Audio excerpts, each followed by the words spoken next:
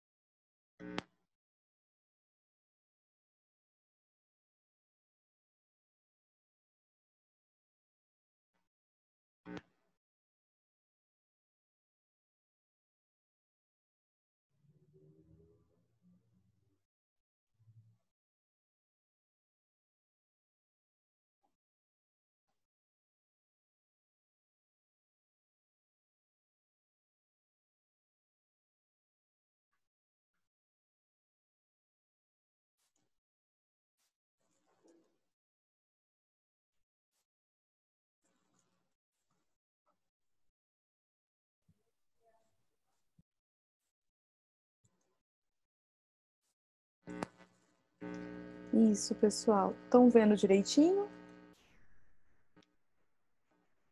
Vendo, ouvindo?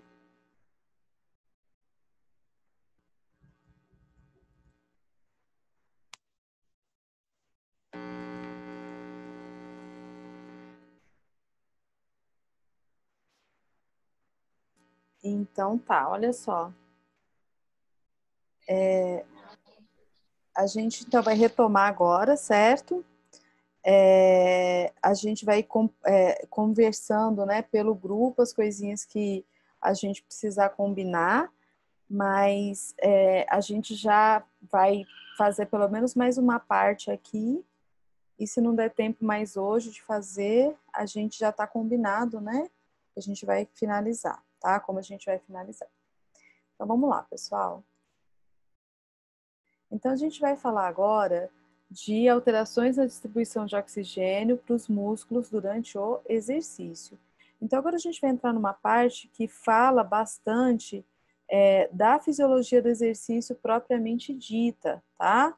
Então, assim, a gente viu bastante questões relacionadas a toda a questão fisiológica do músculo, do sistema cardiovascular. Dei destaque para esses sistemas nesse momento porque são sistemas que caem muito nas provas, tá, pessoal? E aí, então, para a gente chamar a atenção. Então, olha só. Durante o exercício intenso, a necessidade metabólica de oxigênio na musculatura esquelética aumenta muitas vezes, certo? Certo, todo mundo aqui concorda com isso, né? Quando eu vou me exercitando, eu preciso de mais oxigênio para a gente poder alimentar todas as questões metabólicas ligadas ao consumo de energia para a contração muscular, né? Lá que a gente estuda na parte de vias aeróbias e anaeróbias. No caso aqui, as vias aeróbias de formação de energia, tá? Então, o que que acontece, gente? Olha só, para atender essa demanda elevada por oxigênio, o fluxo sanguíneo para os músculos, ocorre aumento do fluxo sanguíneo para os músculos em contração.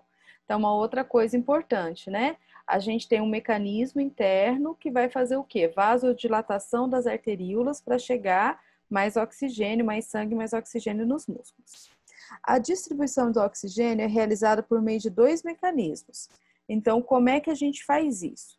Primeiro, o aumento do débito cardíaco, ou seja, eu aumento o volume de sangue que está saindo do meu coração, tá? Então, ó, aumento do débito cardíaco, tá joia? Lembrando que débito cardíaco é influenciado pela frequência cardíaca e pelo volume sistólico. Então, aumento a quantidade de volume, né, o volume circulante de líquido pelo meu corpo, aumento a frequência cardíaca, aumenta o débito cardíaco, tá? E também, pessoal, o outro mecanismo é a redistribuição do fluxo sanguíneo de órgãos inativos para a musculatura esquelética em trabalho. Então, quando eu estou fazendo atividade física, tanto tem essa questão do aumento do débito cardíaco, como também, pessoal, o fluxo sanguíneo, ele é mais direcionado para aquele músculo. Ao invés, por exemplo, de eu ter um fluxo sanguíneo grande no sistema digestivo, né? A gente vai ter um fluxo sanguíneo mais direcionado para os músculos.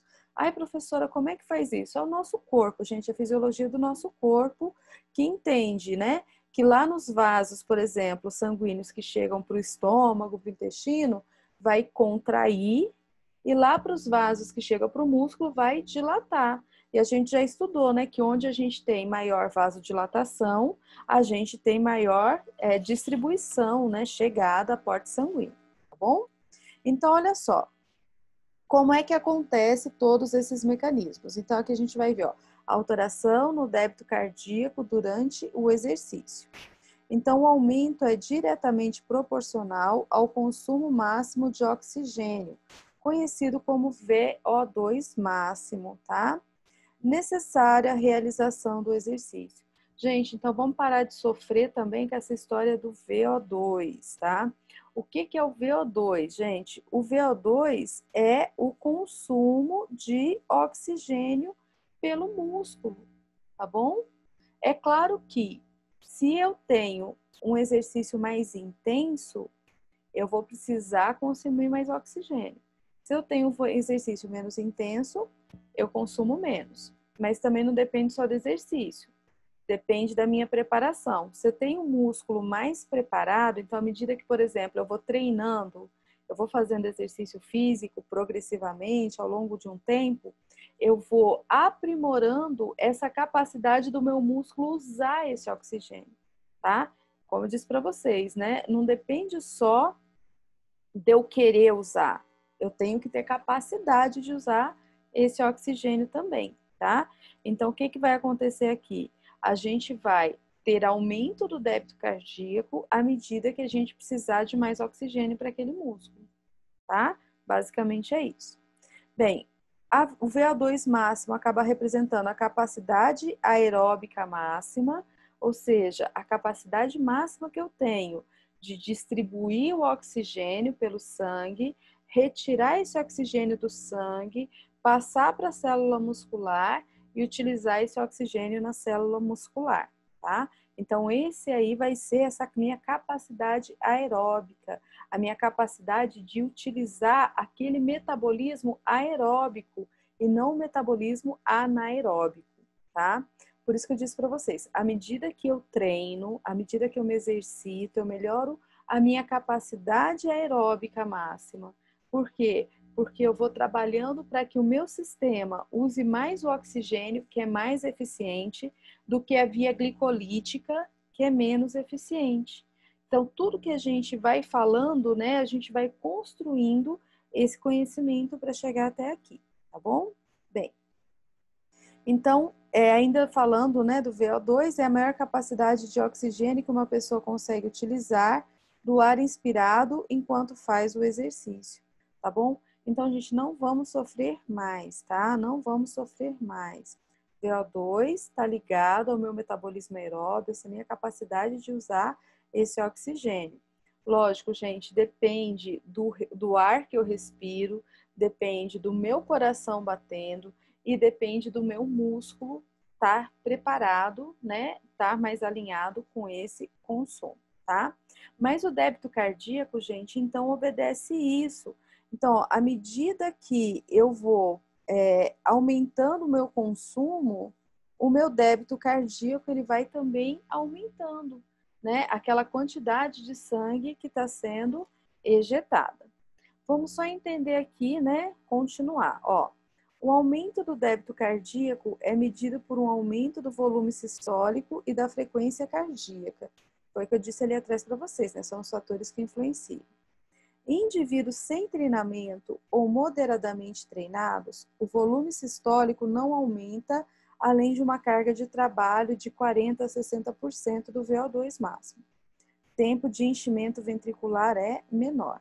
Então, no indivíduo que é sedentário, tá?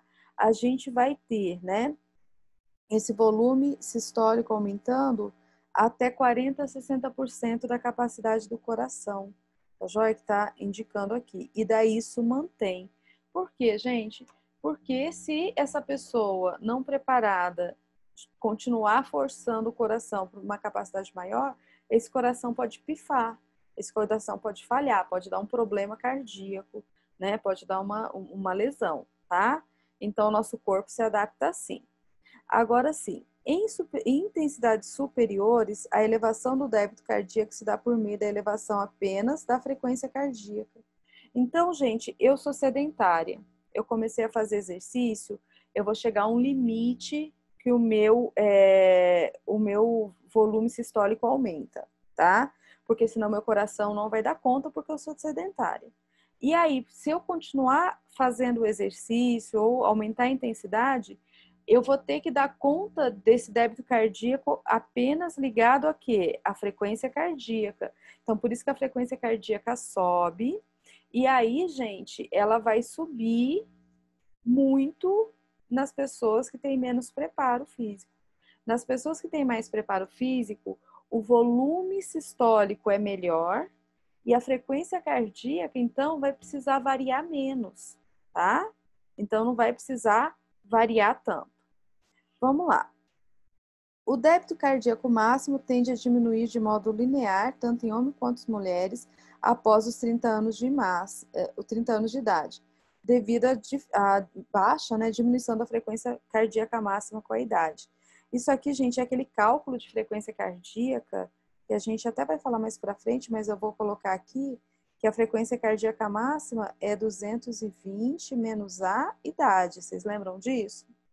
Então, quando a gente passa dos 30 anos, e daí progressivamente, à medida que a gente envelhece, esse impacto vai se tornando maior. Eu, por exemplo, hoje eu estou com 40 anos. A minha frequência cardíaca máxima é de 180 batimentos por minuto. Quando eu tinha 20 anos, a minha frequência cardíaca máxima era de quanto?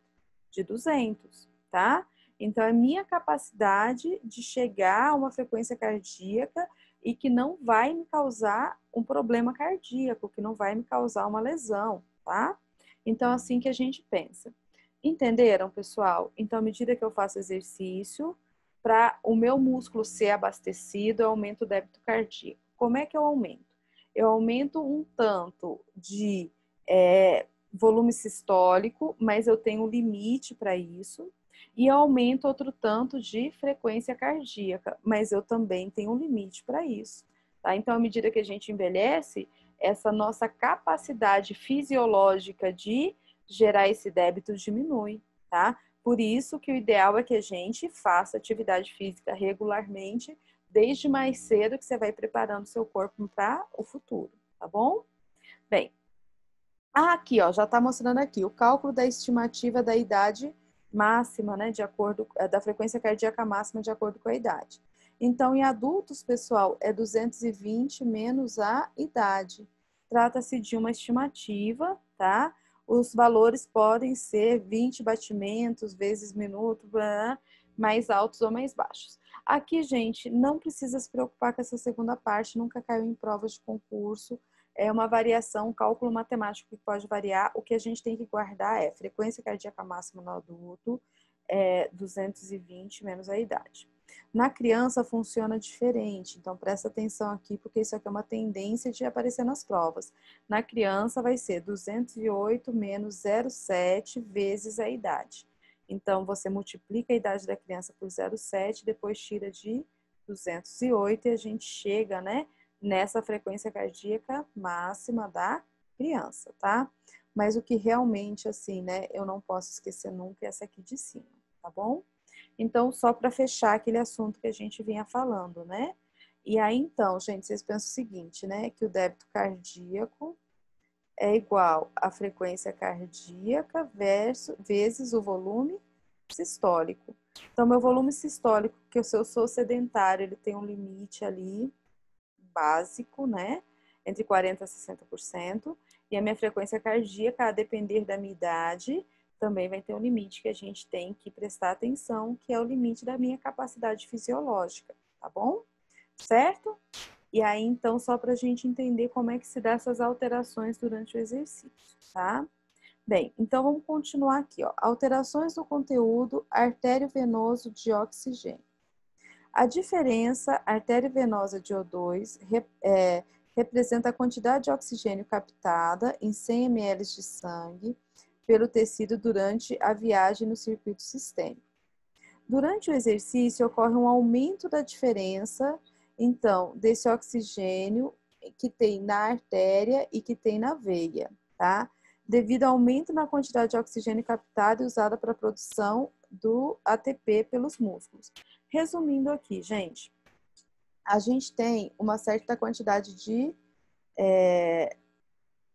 oxigênio que circula na nossa artéria, certo? E nas nossas veias.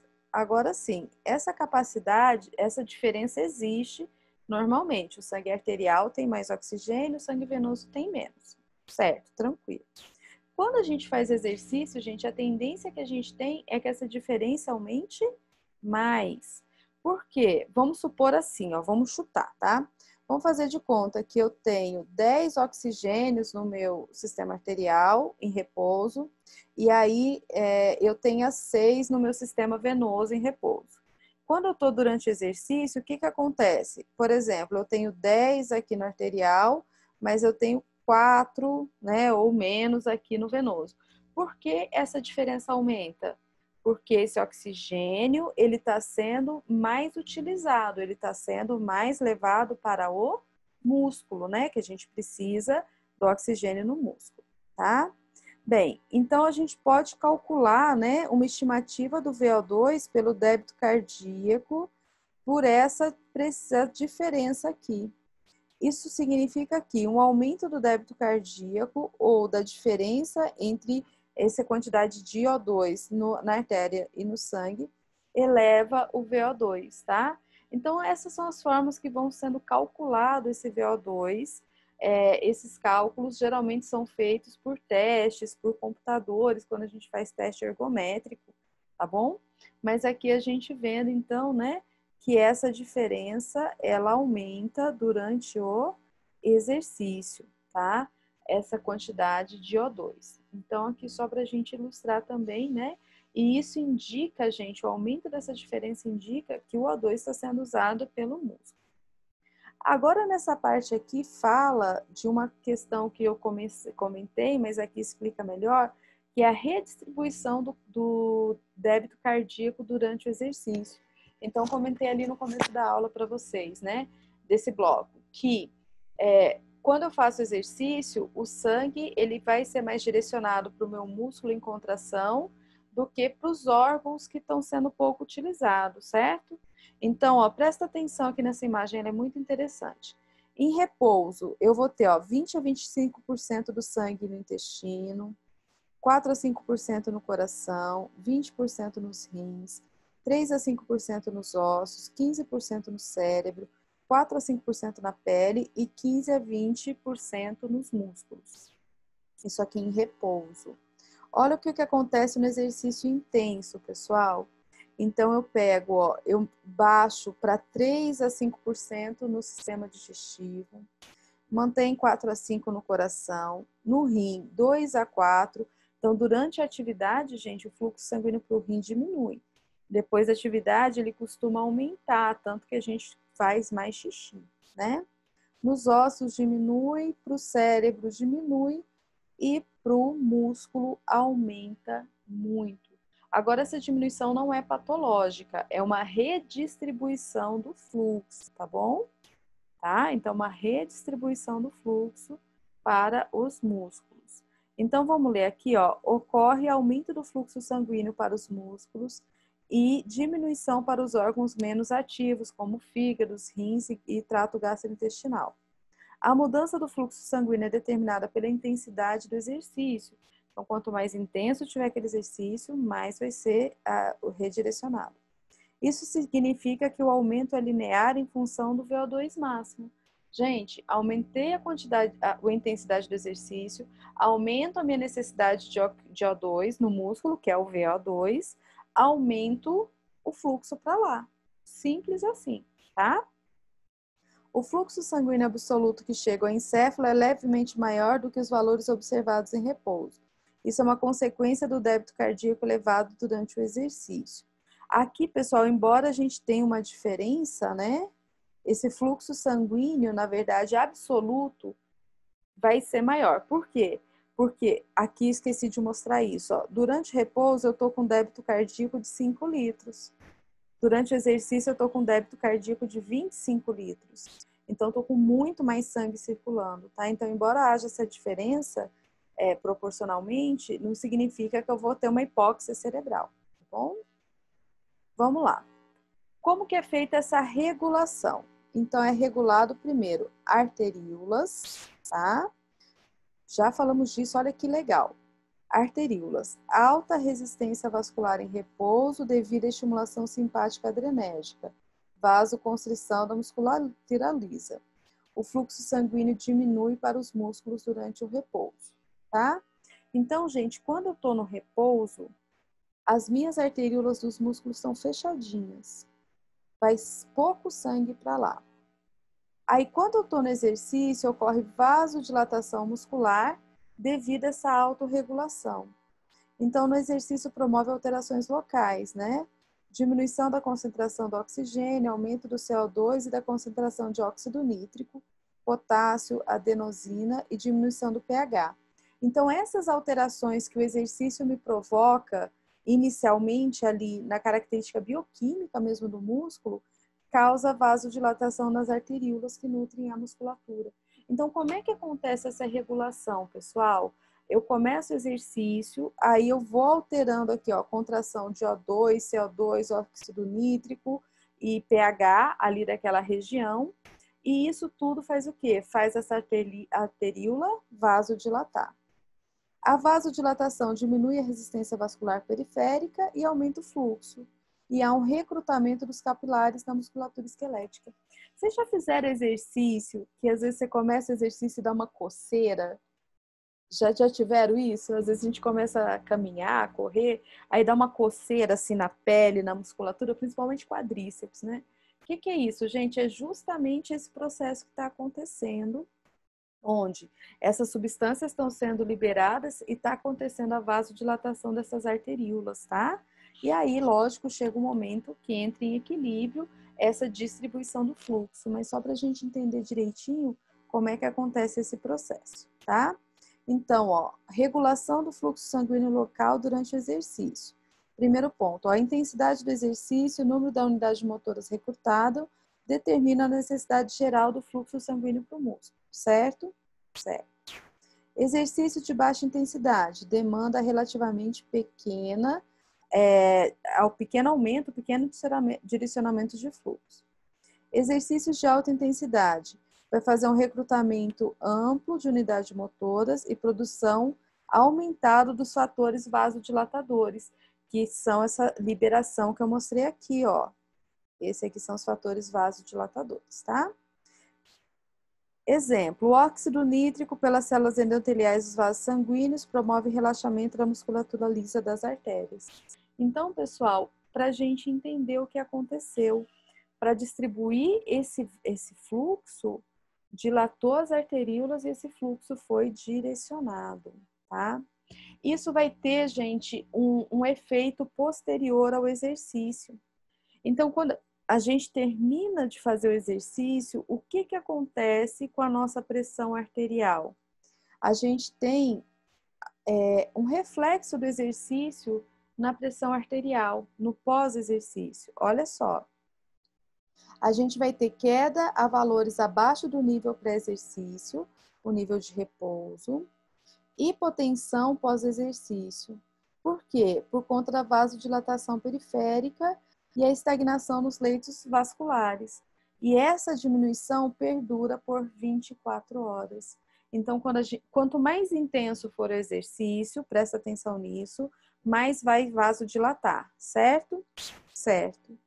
Quanto mais vasodilatar, maiores vão ser os efeitos da redução da pressão arterial no pós-exercício, tá joia? Sendo que tudo isso pode durar 24 horas.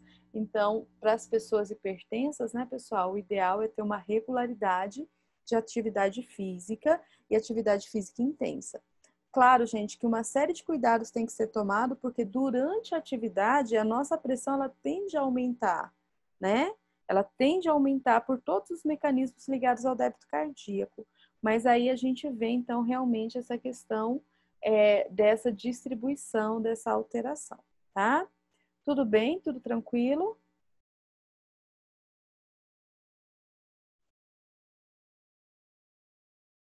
Então, tá bom, pessoal. Vou continuar aqui. Posso continuar só mais um tema?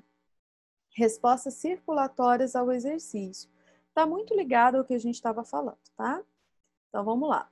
Respostas circulatórias ao exercício. Como é que vai funcionar? Olha só.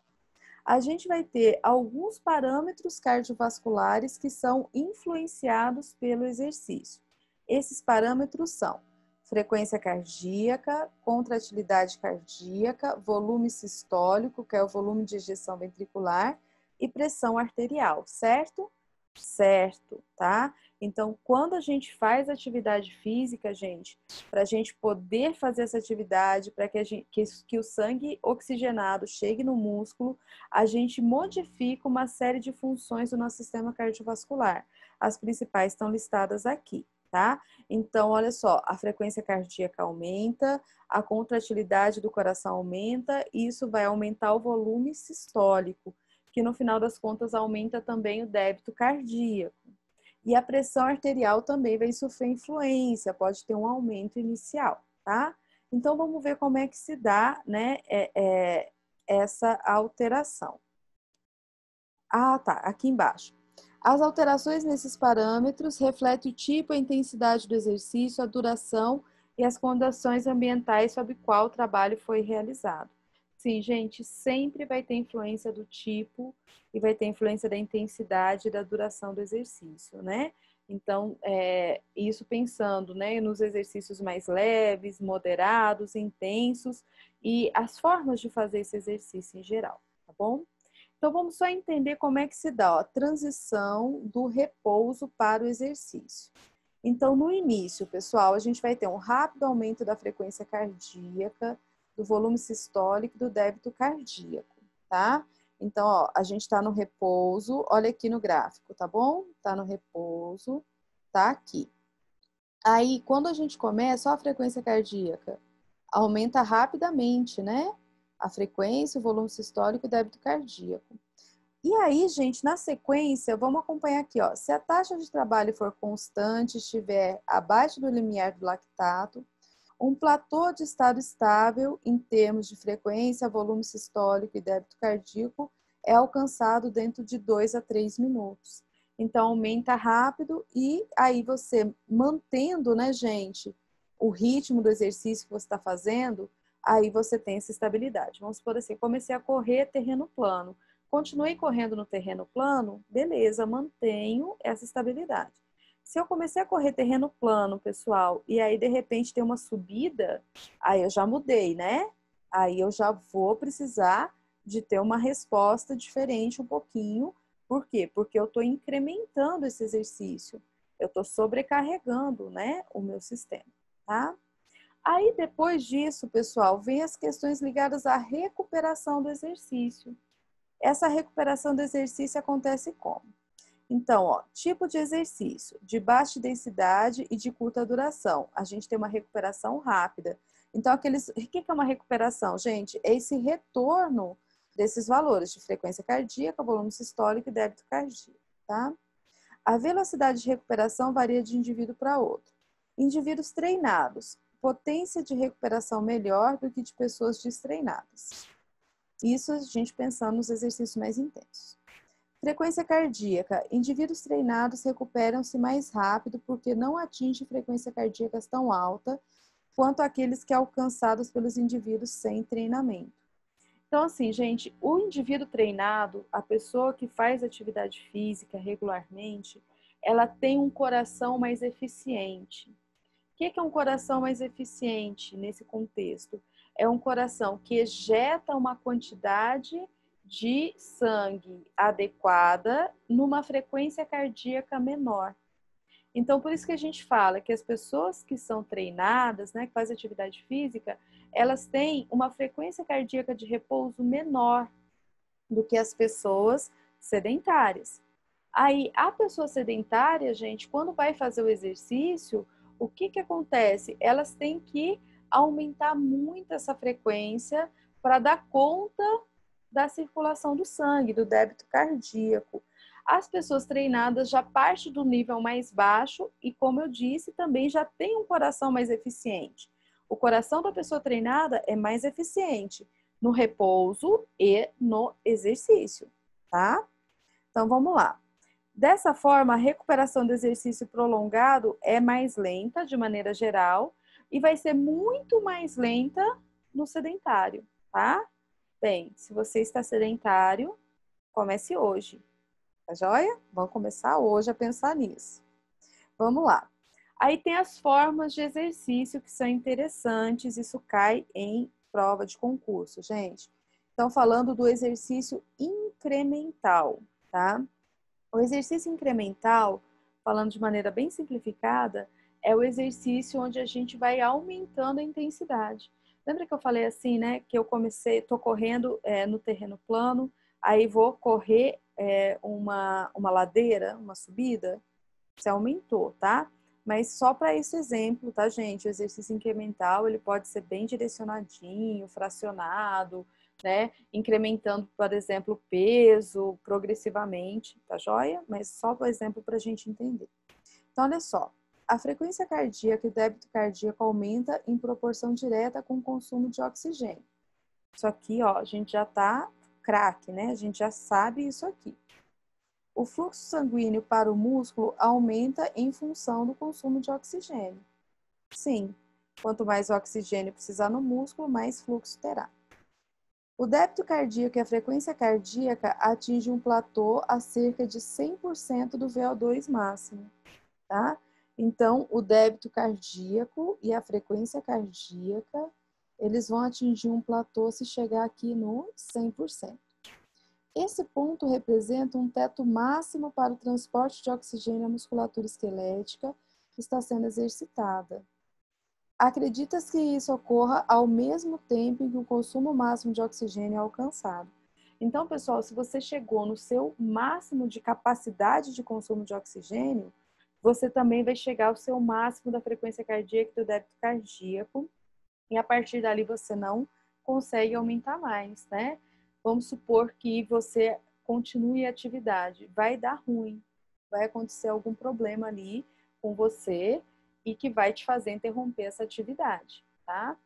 Então vamos lembrar sempre, né? À medida que a gente vai sendo mais treinado, deixa de ser sedentário e passa a ser mais treinado, todas essas questões vão melhorando. O débito cardíaco, a frequência cardíaca e o consumo de VO2, tá? Então isso vai te deixar menos suscetível a ter um problema, a ter uma doença, uma lesão, tá? Bem, aqui falando um pouquinho de exercício de braço versus exercícios de perna, tá? Então, o que que acontece? A qualquer nível de consumo de oxigênio, a frequência cardíaca PA são maiores durante os exercícios para braço do que para os exercícios para perna. Gente, anotem, por favor, tá? Frequência cardíaca e pressão arterial são maiores nos exercícios para o braço do que nos exercícios para a perna, tá? Por quê? Porque tem uma maior descarga simpática e aumento da pressão arterial gera vasoconstrição da musculatura inativa, nesse caso, o grupo muscular de membro inferior que é maior. Então, se eu estou trabalhando só braço, pessoal, o que eu estou fazendo? A minha musculatura de membro inferior vai estar inativa, essa musculatura é maior, então a gente vai acabar tendo, né, maior distribuição aqui em cima, que são músculos menores, e gerando, então, esse aumento da frequência e o aumento da pressão. Então, aqui a frequência, tá vendo aqui o nível, ó, no exercício de braço mais alto que no de perna? E a pressão também, maior no exercício de braço. No exercício de perna, gente, a pressão quase não modifica, tá? Distribui melhor o fluxo sanguíneo na musculatura maior. Bem, agora falando da recuperação. Então, a extensão da recuperação da frequência cardíaca e da pressão arterial entre cada série de exercícios depende do nível de condicionamento, das condições ambientais, como temperatura e umidade, e da duração e intensidade do exercício. Então, isso tudo influencia a gente na nossa recuperação, né? E a nossa recuperação de uma série para outra é importante para eu conseguir fazer mais séries, certo? Então, claro, o meu nível de condicionamento influencia, mas também o ambiente em volta. Só para a gente ter um exemplo, olha só. Exercício em intensidade leve e ambiente frio. A gente costuma ter uma recuperação completa entre as séries, em poucos minutos. E aí a gente tolera mais repetições, tá? Agora, se a gente faz intensidade alta e ambiente quente, aumento acumulativo da frequência cardíaca entre as séries, recuperação não completa e um número limitado de repetições. Talvez vocês já tenham vivido essa experiência ao longo da vida de vocês, né? Em alguma modalidade que vocês estavam fazendo, algum lugar que vocês estivessem fazendo caminhada, corrida, ou até uma academia diferente da outra, tá? Bem, aqui a gente tem, então, um resumo das respostas cardiovasculares ao exercício. Atenção, gente, ó. 1 segundo após o começo da contração muscular, a descarga vagal para o coração desaparece. Vocês lembram que a descarga vagal deixava a frequência cardíaca mais baixa? E a isso se segue um aumento da estimulação simpática ao coração. Estimulação simpática ao coração aumenta a frequência cardíaca, aumenta a força de contração, tá?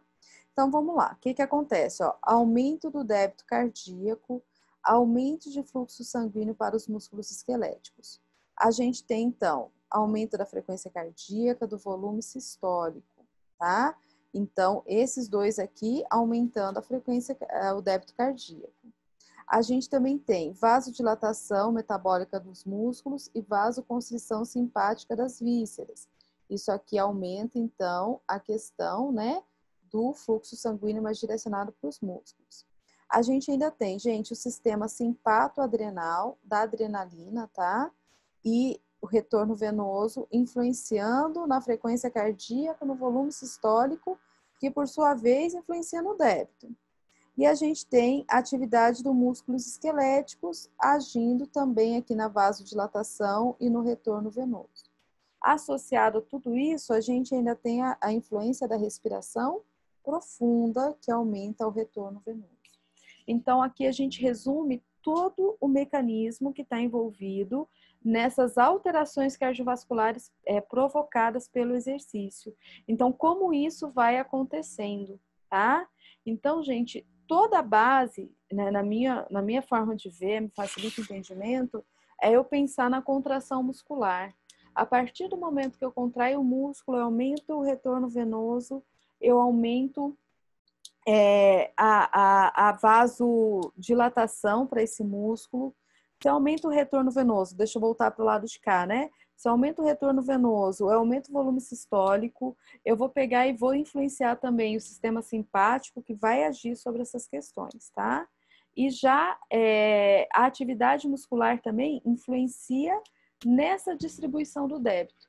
Então, o exercício não é movimento, exercício é movimento, exercício é contração muscular. Se vocês precisarem, né, uma dica que eu dou é essa, de vocês pensarem, né, essa alteração como uma alteração que está iniciando ali o pontapé inicial na contração muscular. E a partir daí a gente expande, né, todas essas questões, tá bom? Então, pessoal, era isso aqui que a gente tinha para falar sobre esse assunto. Deixa eu só finalizar aqui, pessoal.